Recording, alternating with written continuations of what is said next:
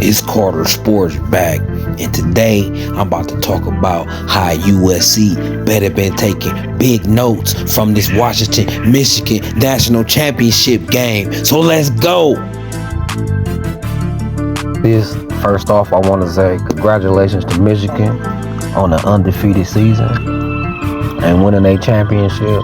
I picked Washington to win this game, so I got to give credit to Michigan. They came out and did their thing, man. Michigan did their thing. Shout out to them, you feel me? They really kind of dominated this game. If you look at it, they really dominated this game. And I hope USC was paying attention.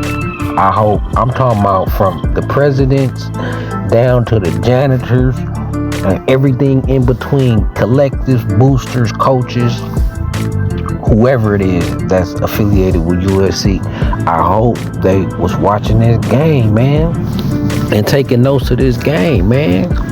Because if you watch this game and you take notes to this game, you see that it don't matter how cute your quarterback is, how fancy your system is, how much talent you got in the skill position, none of that matters. None of that matters with football because everything starts in the trenches. So USC, I hope you taking notes, because Washington had the best player on the field in Michael Penix, and it still didn't matter. And it still didn't matter, y'all. Why? Because football start with the man who play with their hand in the dirt. Them offensive linemen and them defensive linemen. That's where football start. So your scheme, your strategy, your play calling, all your X and O's, that don't matter if you can't get it done in the trenches. And if another team is dominant in the trenches and you're not, your game plan, your coaching, all that's out the window, man. All that's irrelevant, because football is a man's game. And the game start in the trenches. So USC, I hope y'all taking notes. I hope y'all taking notes. I know y'all want to drop bags.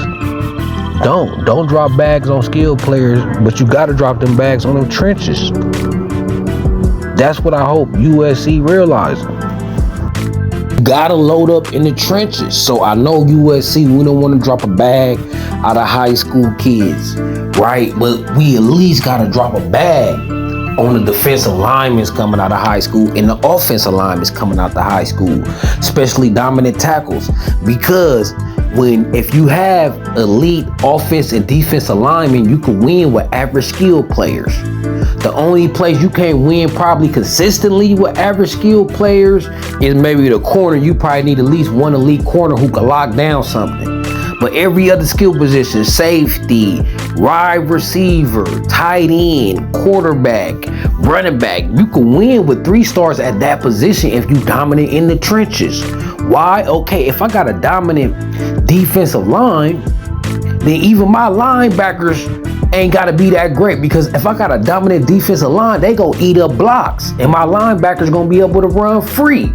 If I got average DBs in the back, if I got an elite line, they ain't gonna get exposed because the quarterback ain't gonna have all day to throw to them. They gonna get a lot of free downs on defensive linemen getting pressure on the quarterback, throwing inaccurate balls under pressure, can't focus. You know what I'm saying? Rattle. They gonna look better, right? Same thing with the offensive line. If you got 5 stars on that offensive line, and I don't necessarily mean rated 5 stars coming out of high school, I mean it's elite talent, elite level talent on the field, on the line, then I could have a 3-star running back. Like, if I got an elite offensive line, like the Dallas Cowboys in the 90s when they had Emmitt Smith, I mean, a 3-star could run through the holes that offensive line go create. I know Blake Corum a G, but Edwards ain't bust like that in a while. But he was able to bust like that because Michigan offensive line creating gaping holes. You know what I'm saying?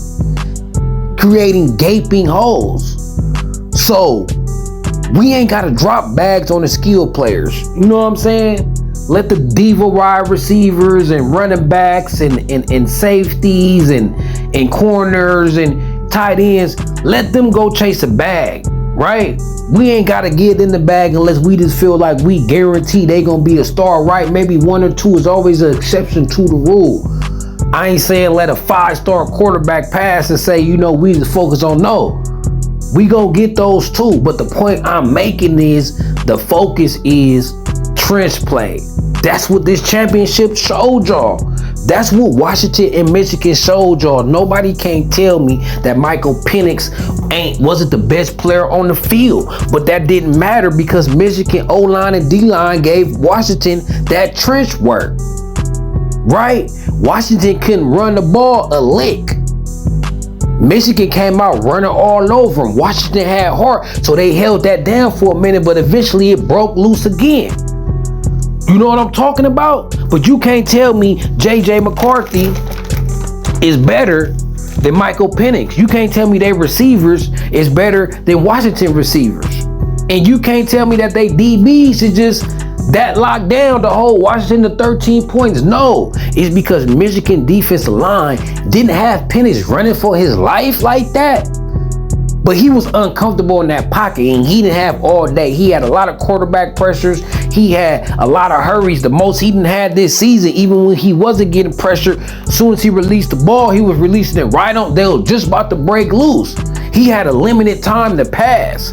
So when you got an eternal clock in your head and you only got this much time to pass, you ain't on your normal game. You just ain't out there reacting, right? Now, since the defense is plugging your run, you can't run the ball. Now, in coverage in the pass game, we could drop back in man, we could zone, we could mix it up.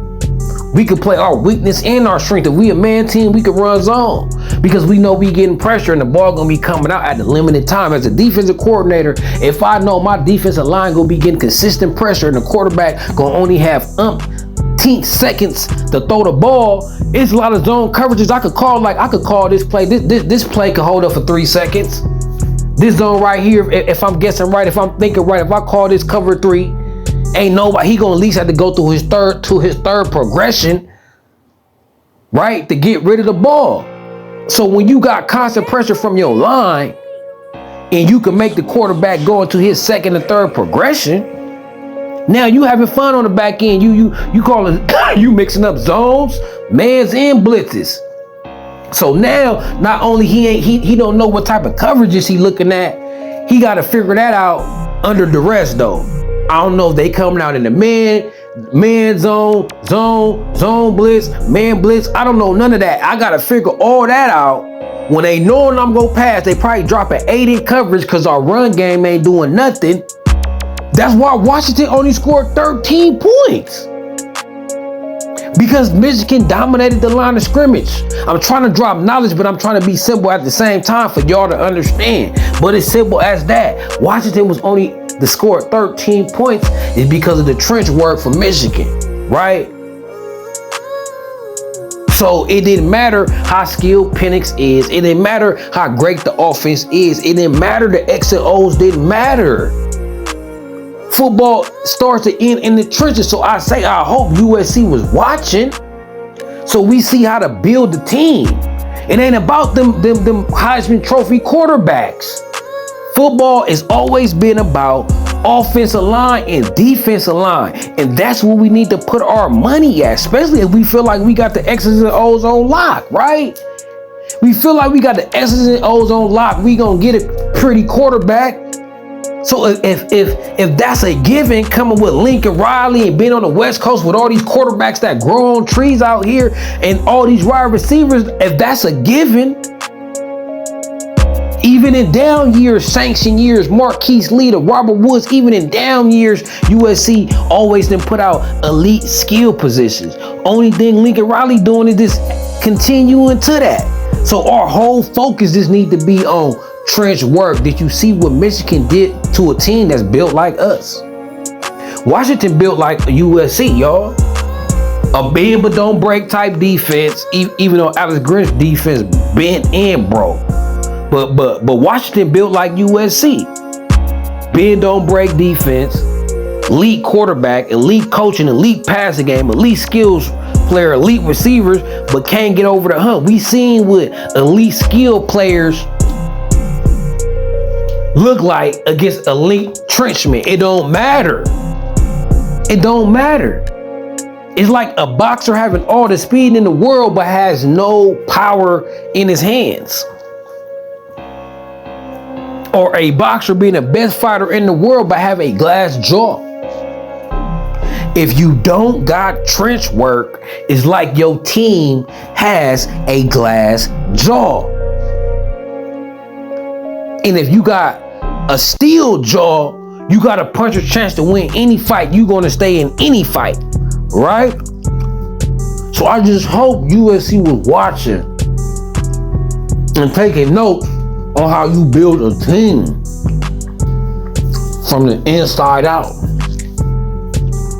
And I ain't saying USC ain't on that and don't know how to build a team. I'm just saying, because I like what we doing in the transfer portal, but I feel like I still hear USC connected to more skilled players than trench players.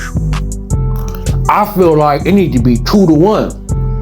For every one skilled player we looking at, we better be looking at 2 trench players. And when I mean trench players, I mean offense and defensive line.